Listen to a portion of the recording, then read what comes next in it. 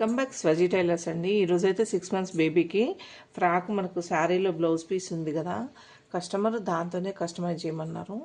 ఇప్పుడైతే ఇది 80 centimeters ఉంటుందండి, కాకపోతే శారీ పన్నా. ఇది వచ్చేసి చిన్న ఫ్రాక్ కుట్టమన్నారు. ఇప్పుడు ఇలా డబల్ ఫోల్డింగ్ చేసాం కదా, మళ్ళీ దీన్ని డబల్ ఫోల్డింగ్ చేసుకోవాలన్నమాట. 4 foldingలు చేస్తున్నాము. ఇప్పుడు బ్లౌజ్ పీస్ని మొత్తం ఓవరాల్గా 4 foldingలు చేసామన్నమాట.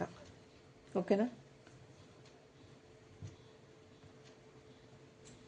ఓకే, ఇప్పుడు ఈ 4 foldingలో ఈ మిడిల్ పాయింట్ ఉంటుంది కదా, సెంటర్ పాయింట్, దీన్ని ఇక్కడ పట్టుకొని ఇలా 2 foldingsని కరెక్ట్గా ఇలా ఫోల్డ్ చేసుకొని ఇలా పెట్టుకోవాలన్నమాట, మిడిల్ పార్ట్ అంతే. ఇంకా ఇక్కడ 2 folding, ఇటువైపు 4 foldings ఉన్నాయి కదా, ఈ 4 foldingని కూడా తీసుకొచ్చి ఇలా మధ్యలో సెంటర్ చేసుకోవాలి 2. ఓకేనా? ఇలా సెంటర్ పెట్టేసుకొని ఇది 4 folding చేసుకున్నాం కదా, దీన్ని మధ్యలో ఇలా పెట్టేసుకొని మళ్ళీ ఈ క్రాస్ నుండి ఇంకా 4 foldings ఇలా పెట్టాలి మధ్యకి. ఓకేనా?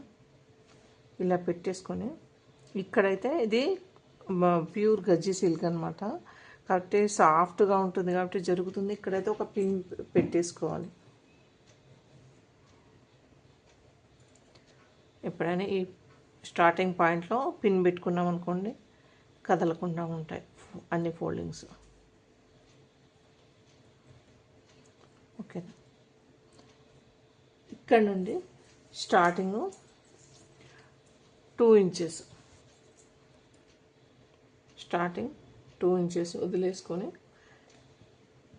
ఇక్కడ 2.5 inches తీసుకోవాలి స్టార్టింగ్ పాయింట్లో.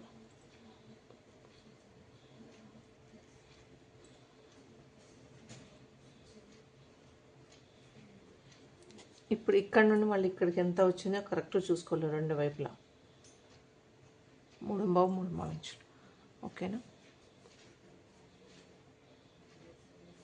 ఇప్పుడు ఇక్కడ నుండి మనకు లెంత్ ఎంత ఉంటే అంత పెట్టుకోవాలి. ఇదైతే 14 inches పెడుతున్నా, ఎందుకంటే 1/2 inch ఇక్కడ స్టిచ్చింగ్లో పోతుంది కదా, 14 inches పెడుతున్నాను. అన్ని వైపులా ఇదే 14 inches పెట్టుకోవాలి.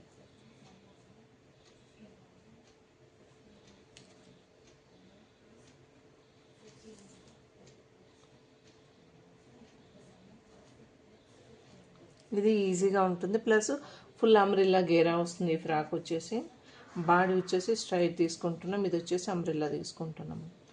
ఓకేనా? ఇప్పుడు ఈ పార్ట్ని మనం కట్ చేసుకోవాలి.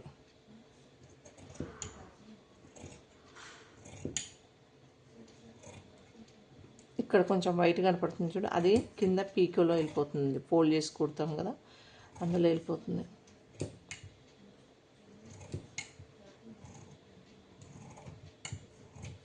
ఓకే, ఇప్పుడు పైన కూడా కట్ చేసుకోవాలన్నమాట. చాలా ఈజీ మెథడ్లో ఉంటుంది ఈ విధంగా కట్ చేసుకుంటే. ఓకేనా?